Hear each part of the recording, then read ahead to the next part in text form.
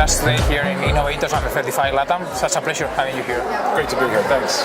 You have experience in innovation, you have read a lot of articles, a lot of content about innovation, all these projects, all these all these things that are happening all over the world. Everyone wants to speak about innovation. It's like that idol that everyone wants to touch, put inside their company and work with, no? Innovation. What is your definition about innovation? Well, that was funny because today on stage everybody was talking about innovation, and I said, well, what does it really mean? And so while they weren't looking, I was on stage, I looked up on Google, I said, what is the root of the word innovation? Okay. And the Latin root, it just means make something new. Okay. And I think the reason people want to make something new, first of all, is maybe it's a basic human drive. Okay. Second of all, it's to make some money. Okay. We live in a society, technology, creates the opportunity to do well. Okay, perfect. And how you can be innovative also in your life and in your work that you are doing? Right. Okay. I'm a journalist. So in terms of making something new, well, I'm always looking for something new, right? Right. I'm in the news business, so the word new is right there.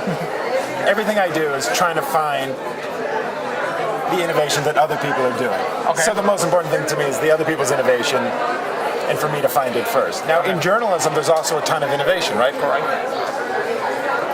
Newspapers are dying. Everything is going online.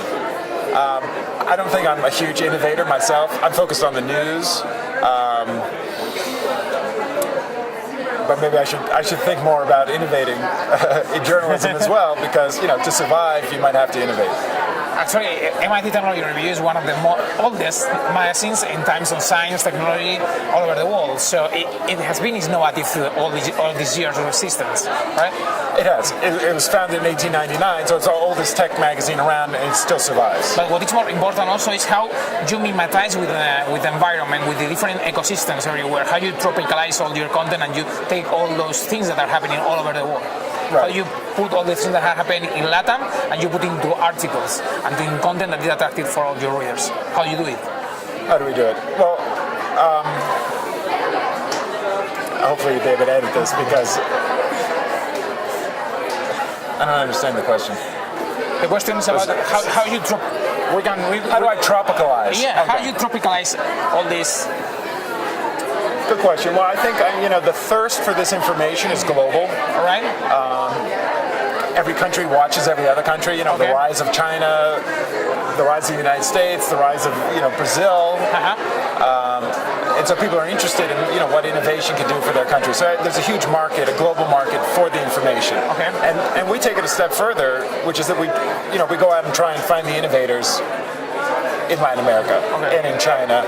And in Europe, Africa. So, we're trying to cultivate the local innovators, shine a light on them, and bring them to the attention of the rest of the world, too. Okay, for your own experience, what is the main difference that you can see from an innovator from Asia, than from an innovator from Latin America, from an innovator in the United States? Apart from the roots or the origin, what is the main innovation, the main things that difference one from the other? That's a very difficult question to ask. I don't think I can tell you the differences, but I think I can tell you the similarities, right? I mean, there's a lingua franca of innovation. Okay.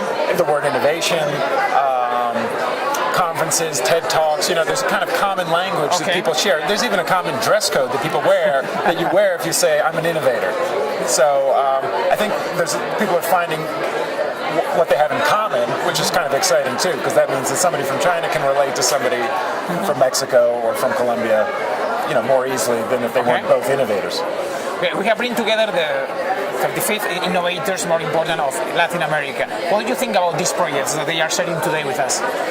The projects. Well, it was interesting to listen to them. Some of them, of course, the usual tech companies, tech startup, finance, some kind of app. I was more interested in the ones that are in my area, biology.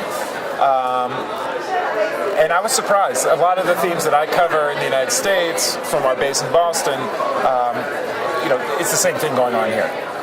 Stem cells, genetics, DNA, all the same technology trends are happening here as well. So that was interesting to see people who are, doing exactly the stuff that I write about. Okay, and what would be your advice to all these innovators? Because we are here with some of them, a little part of all the innovators that Latin America has. But what will be your message for all the people that have an idea, have a project that they want to develop? What will be your message for all of them? How you will encourage them to follow the path that they are? I'm a journalist, so I try and listen to other people rather than giving advice. Okay.